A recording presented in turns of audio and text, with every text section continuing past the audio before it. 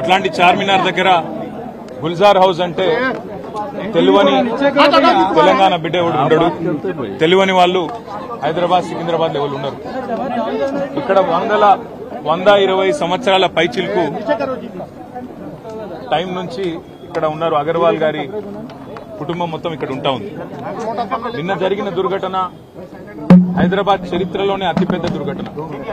అగ్ని ప్రమాదం ఏదైతే జరిగిందో ఒకటే కుటుంబంలో 17 మంది చచ్చిపోవడం అంటే నిజంగా కూడా మనసున్న ఎవరికైనా నిన్న ఆ సంఘటన దృశ్యాలు, ఆ తర్వాత వాళ్ళ కుటుంబ సభ్యుల ఆర్తనాదాలు వింటే గుండె కదిలిపోయే పరిస్థితి.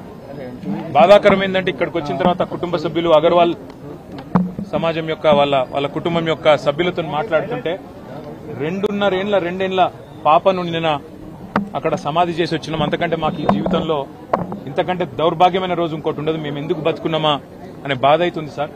మేము ఎవరిని నిందిస్తలేము, ఎవరిని ఏమంటలేము. కానీ ఇక్కడ అగ్ని ప్రమాదం జరిగిందని చెప్పంగానే ఏ ఫైర్ బ్రిగేడ్ అయితే వచ్చిందో అది నీళ్లు లేకుండా అరకొరగా వస్తే లాభమైంది, వసతులు లేకుండా వస్తే లాభమైంది. వచ్చిన ఆ ఫైర్ సర్వీస్ వాళ్ళు కూడా మాకు మాస్క్ లేదు కాబట్టి లోపలికి పోలేకపోతున్నామంటే ఇంతకంటే అన్యాయం ఉంటుందా? అట్లే వచ్చిన అంబులెన్స్ లో కూడా మాస్కులు పెట్టకపోతే, ఎందుకంటే ఎప్పుడైనా అగ్ని ప్రమాదంలో ఆ పొగతోని ఊపిరాడదు, ఆ ఊపిరాడకనే ఊపిరి పోతుంది, ప్రాణాలు పోతాయి. అట్లాంటప్పుడు ఆక్సిజన్ మాస్కులు లేకుండా, అట్లాంటప్పుడు వచ్చిన అంబులెన్స్ లో కనీస సౌకర్యాలు లేకుండా వస్తే ఎట్లా? ఆ సౌకర్యాలు ఆ ఫైర్ ఇంజన్ లా అంబులెన్స్ లో ఉంటే కొన్ని ప్రాణాలు బతుకుతుండే, కొంతమంది అన్న మా వాళ్ళు బతుకుతుండే అనే బాధ. ఇలా రాజకీయం లేదు, ఎవరిని తిట్టేది లేదు. కానీ ఒకటి మాత్రం వాస్తవం, ఇంత లాపర్వా ఉంటే మాత్రం ప్రజల ప్రాణాలు మల్లబోయే ప్రమాదం ఉంది. వాళ్ళు ఎంత గొప్ప వాళ్ళంటే ఒకటే కుటుంబంలో 17 మంది చచ్చిపోయినాక కూడా వాళ్ళు అంటున్న మాట ఏంది ఇక్కడికి వచ్చినాకంటే ఎవరిని తిడతలేరు, వాళ్ళు రాజకీయం చేస్తలేరు, ఎవరిని ఫలానా వాళ్ళు మంచోళ్ళు కాదు చెడ్డోళ్ళు అంటలేరు. మాకు ఇక్కడుండే హిందువులు సాయం చేసిండ్రు, ఇక్కడుండే ముస్లింలు సాయం చేసిండ్రు, అందరు వచ్చిండ్రు, అందరు సహాయపడ్డారు, అందరు కాపాడిండ్రు. కానీ మాకు జరిగింది ఇంకొకరికి జరగద్దు. కనీసం ఇప్పుడన్నా ప్రభుత్వం మేల్కొనాలే, ఇప్పుడన్నా ముందుకొచ్చి ఈ రాష్ట్రంలో ఈ నగరంలో మళ్ళొక్క ప్రాణం ఫైర్ యాక్సిడెంట్ లో పోకుండా కాపాడండి సార్. మాకు అంతకంటే ఏమొద్దు.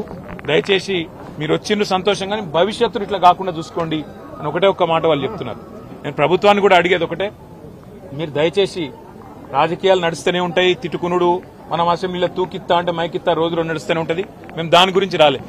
కానీ ఇప్పుడన్నా ఎండాకాలం వచ్చిందంటే మున్సిపల్ మంత్రి గాని, మున్సిపల్ అధికారులు గాని, పోలీసు వాళ్ళు గాని, ఫైర్ ఇంజిన్ వాళ్ళు గాని ఓ రివ్యూ పెట్టుకోవాలి, సమీక్ష చేయాలి, ఎక్కడ ప్రమాదం జరిగితే. ఎందుకంటే ఇది densely populated area. Old city అంటే ముఖ్యంగా చార్మినార్ అంటే ఎక్స్ట్రీమ్లీ డెన్స్లీ పాపులేటెడ్ ఏరియా.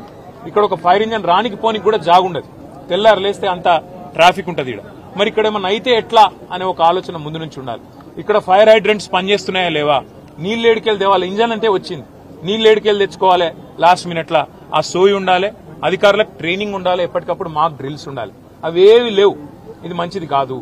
రెండోది, అంబులెన్స్ వచ్చినాక ఆక్సిజన్ మాస్కులు లేకపోతే ఫైర్ యాక్సిడెంట్ అయిన కాడికి ఏం లాభం? వాళ్ళ బాధ అంతా ఏంటంటే 17 మంది చిన్న పిల్లలు 8 మంది పోయినారు. ఇంతకంటే అన్యాయం ఉంటుందా సార్? దయచేసి ఇంతకంటే దుర్దినం మా జీవితంలో లేదని వాళ్ళు చెప్తున్నారు. మేము కూడా ప్రభుత్వాన్ని ఒకటే కోరుతున్నాం, చచ్చిపోయినాక కాంపెన్సేషన్ ఒక 5 లక్షలు